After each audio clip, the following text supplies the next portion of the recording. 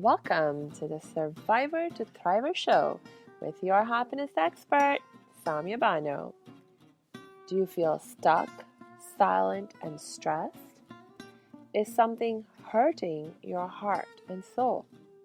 Are you burning yourself out? If so, you are in the right place because this is the podcast people from all over the world join in to learn exactly how to stop suffering and start living with inner peace and joy. Let's get started. Hey, last episode we were talking about what happens when our beliefs clash with reality. And it's really, really scary for us to accept the reality. Because our beliefs define so much of our sense of who we are. They define and are really controlling so much of what we do and what we think that it's no easy thing to change our beliefs, to accept new, different beliefs. And the more different they are, the new beliefs, the new realities, the more different than they are than what we have been holding on to, the more scary it can be for us to accept change.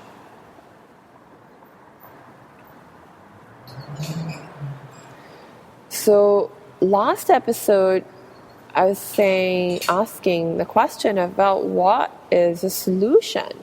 What is something that we can do to help ourselves in a situation like this, to move forward?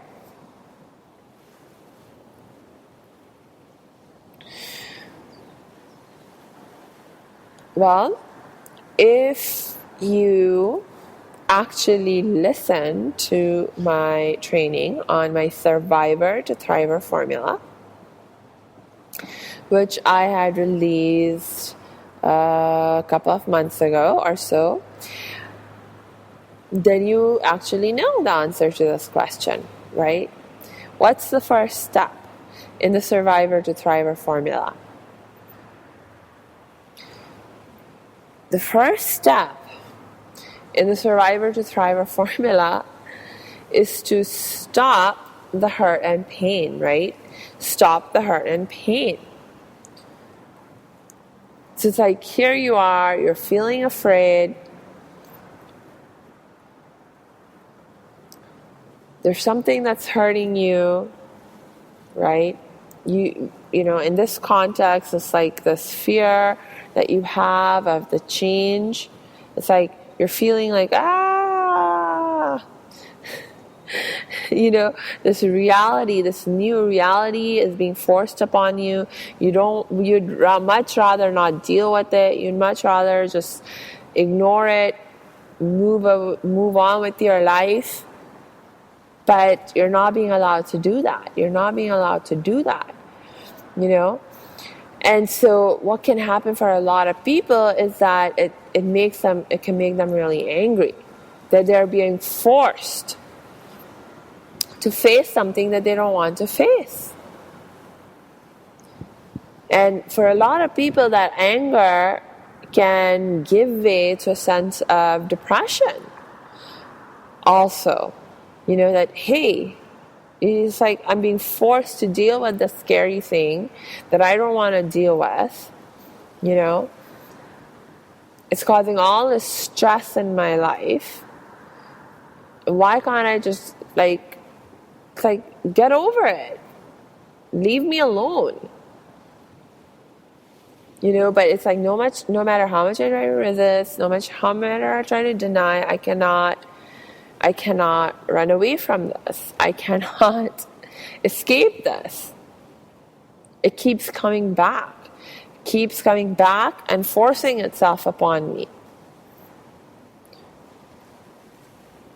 And even when I got angry, it didn't help.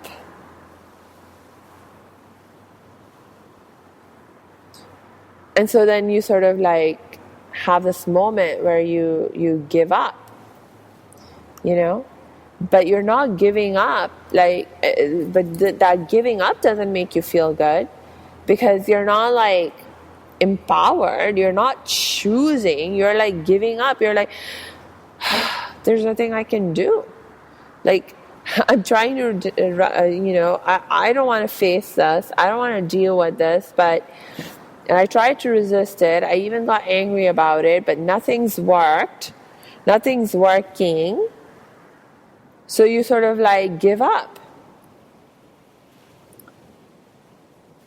Right? And so in that giving up, you have the sense of defeat.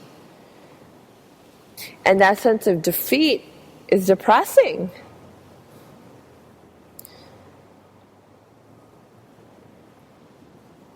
But the good news is, guys, that we are naturally very resilient beings.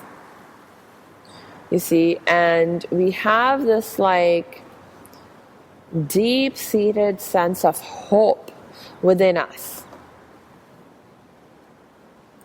So even like when you've like given up and you've been wallowing in your self-pity for a while, maybe, like I know that happens to me, right, where it's like I'll wallow in my self-pity for a while, and for a while that feels actually, in a way, it's like kind of satisfying. And it feels good. It's like when you're feeling sorry for yourself and you're in that mode, at one level, it feels good. So sometimes, it's like, I let it go on for a while. I allow myself to indulge in that self-pity for a while. But you can only hold on to that for so long. After a while it gets old and you get impatient. It's like, okay, enough is enough. Enough is enough. This is not doing me any good. I want to move on with my life. I want to find a solution. And so if being angry didn't work, being depressed didn't work, wasn't really helping move forward, although it felt a certain amount of, like when you're in the angry phase, there's like a sense of self-righteousness that can sort of, make you feel good in that moment of anger. But ultimately, it doesn't really change anything. Similarly, when you're, feeling that sense of self-pity and stuff, then, there's a sense of compassion that you're feeling, for yourself, and that feels good. But it's sort of like, if that feeling, I should actually say sympathy. It's more like sympathy, and as opposed to compassion, because there's a difference between sympathy and compassion. In general, when you feel sympathy, whether it's for yourself or someone else, you are sort of feeling bad for yourself or that other person. But for like in general, that sympathetic feeling isn't enough to motivate any kind of change in your behavior.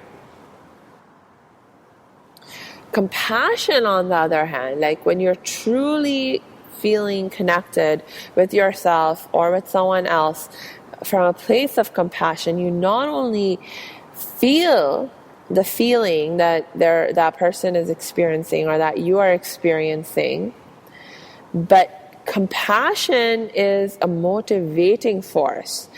When you're feeling compassion, you're actually motivated to do something, to help the person, to help yourself, if you are the object of your compassion, to help yourself ease that sense of pain, to ease that sense of suffering.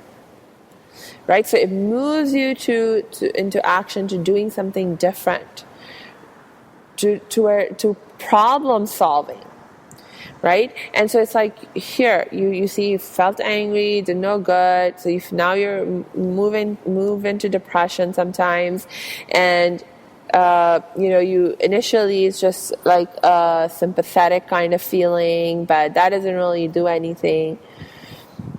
But we have this like really like a lot of built-in resiliency, and so once your resilient self kicks in, the compassionate self hopefully comes in. The hopeful self, you have a hopeful self, you have strong sense of hope, that can sometimes get clouded and fuzzy, but, actually the sense of depression and the sympathy that you give yourself when you're in that sense of depression can be part of what helps to clear that fog and helps to sort of, bring to greater life that sense of hopefulness and compassion, your compassionate self, more to the forefront. So now you're like, okay, fine. So now you begin to move towards acceptance. Right? And this is, by the way, we're still in the first step of the survivor to thriver formula. This move towards acceptance. Acceptance of what is, acceptance of reality, acceptance of, what you're feeling, what you're experiencing, where you're at, what's going on with your life. Or if this is, in the context of your relationship with someone else, then acceptance of, the reality of what's going on in your relationship.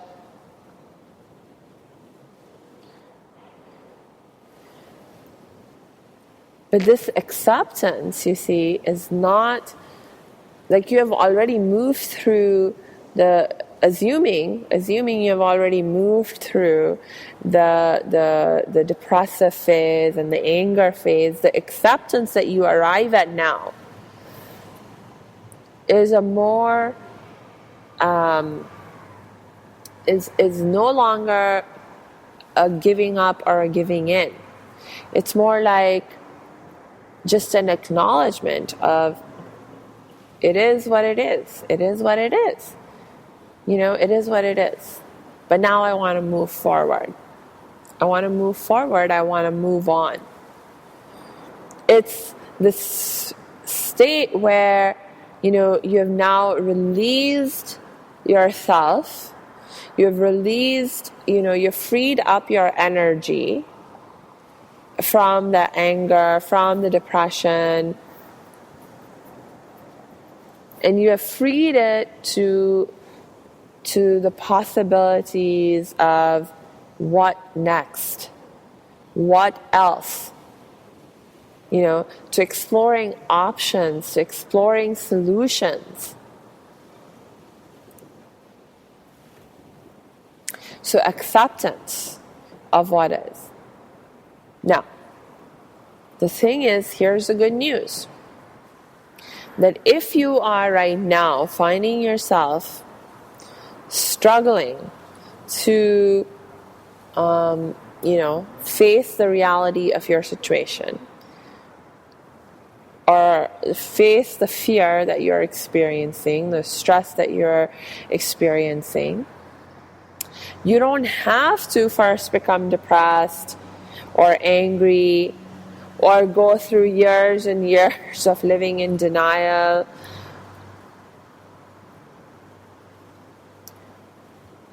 You can move yourself more quickly, more efficiently, and even bypass these more negative, disempowered states of experience and move into acceptance quickly and effectively. And one of the things that you can do to help yourself create this kind of positive change quickly and effectively, and in a way that is very peace-promoting,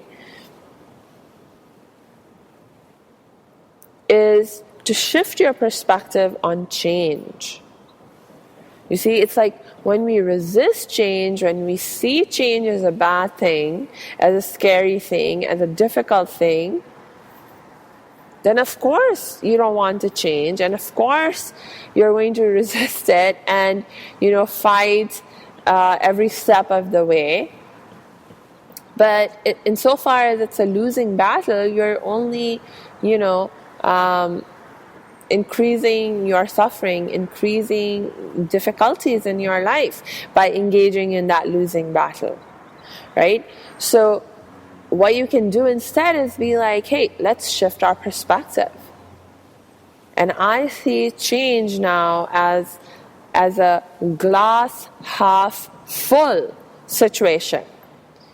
Change is just an opportunity for us to learn and grow. And learning and growth are awesome, right? Because if you're not learning and growing, we're dying. If you're not growing, we're dying. If you're not growing, we're dying. And in order for us to grow, we have to learn, right? Learning allows for growth. Okay, so learning and growth go hand in hand. And if you're not growing, you're dying. So you see change, you begin to see change as an opportunity for you to learn and grow, and therefore an opportunity for you to continue to live. And don't you want to continue to live? Yeah, of course you do. Of course you do. So you want to continue to live. Change is an opportunity for you to live more deeply, live more fully, because it helps you to grow, you see, and learn. So, wow, now you can get excited about change and completely bypass this process of anger, of this first going into the denial phase and the anger and the depression. Hey, why not just go straight into acceptance? Just go straight into acceptance. And this is acceptance. Remember, this is acceptance where you're not giving up, you're not giving in any negative sense to what is happening. You're just saying, I'm just going to stay focused on solutions. I'm going to stay focused on the possibilities for moving forward. So I'm not denying the challenges that may exist. I'm not trying to suppress anything that I may be feeling or experiencing in terms of even the fear or, it's like, if I am feeling fear, I accept it. I am feeling afraid. And you know what? It's okay to feel afraid. And in fact, you see, you know what? It's like, not only is it okay to feel afraid, but you know what? There's a value. There's a valuable message that my fear is trying to give me. It's just trying to warn me because it wants me to stay safe. So you know what? I'm actually going to honor my fear. But the way I honor it is by saying, okay, what are you really afraid of here? What is the real risk over here? And what can I do to manage that risk? What can I do to reduce that risk? And so then not only do I honor my fear and address it in an effective way, but it also allows me to then continue to stay focused on my solutions and on moving forward. See, it's like a win-win situation. It really is. So, you know what? Let me go ahead and wrap up right here for today. And I have some really great things to share with you next episode. So make sure you tune back in for our episode tomorrow. And in the meanwhile, I just want to give you a quick reminder that, hey, if you find yourself struggling with issues of inner peace and joy, struggling to face your fears, struggling to create positive change in your life, please do not continue to struggle with that on your own. Do not make your life any more difficult than it needs to be. Okay, reach out for help and support. Reach out for help and support. And I'm one person that you can reach out to help and support too. And you know how to get in touch with me. Just go to my website at www.academyofthriving.com. Click on the Contact Us page and you'll see how you can connect with me different ways. Whether it's Facebook, Twitter, email, even phone. All right? So I look forward to connecting with you really soon. And until next time, I wish you lots of peace and joy.